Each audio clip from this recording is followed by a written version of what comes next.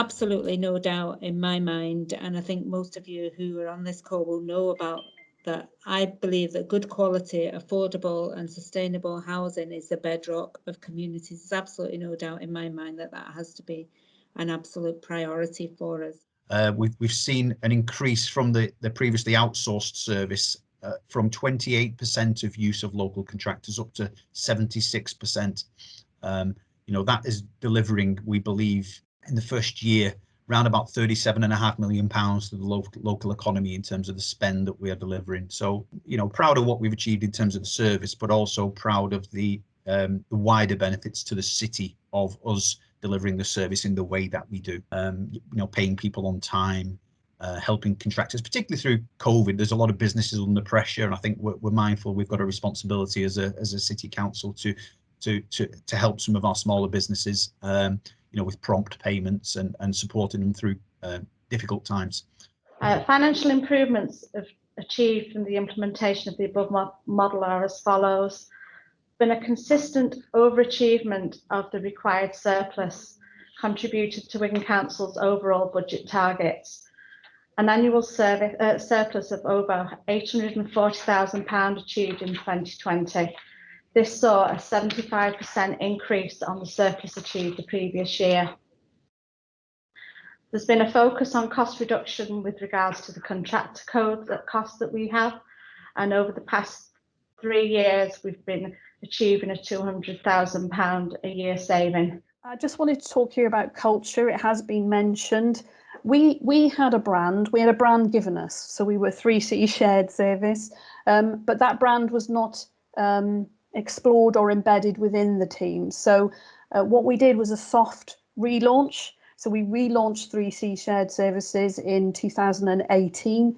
It was, as I said, a soft relaunch, but that was to get the message out there. We had lots of branded PPE. We made sure that we had water bottles that were branded. So we did a lot of investment to get that culture that we were a single identity and not 3 separate councils, which is what originally when we went there, when I joined them in 2017, that's how they were perceived. So it was about making sure that you spend that time and effort in making sure one culture of one single identity is embedded within the team first, and then it embeds within the rest of the organisation.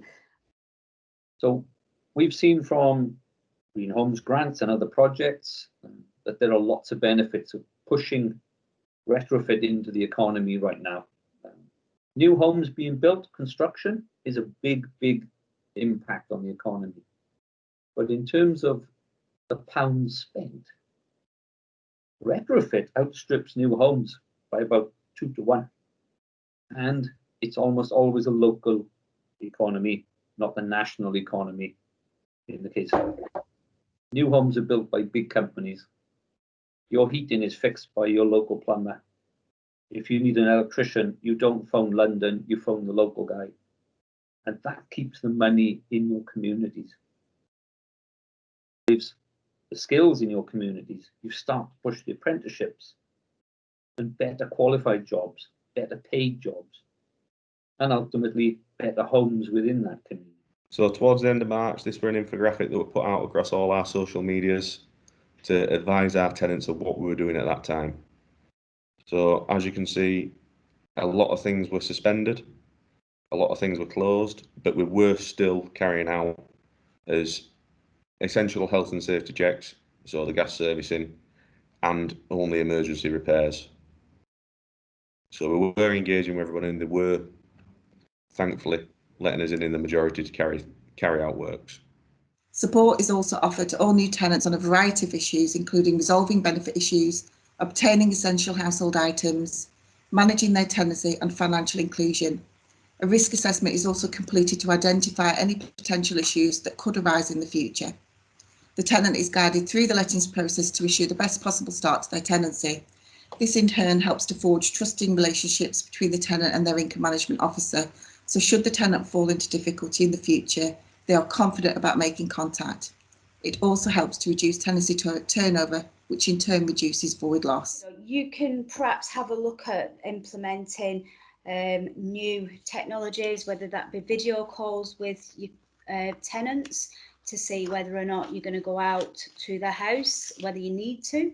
I know some housing providers have put YouTube videos on their website of really straightforward basic fixes like changing an outside light bulb, unblocking a sink, that sort of thing. So encouraging more self-help rather than phone up and get somebody to come to the property. Thank you to you all for your attendance and for your contributions, and all the presentations will be shared with you in the coming days. So thank you all once again, and please stay safe in these difficult times.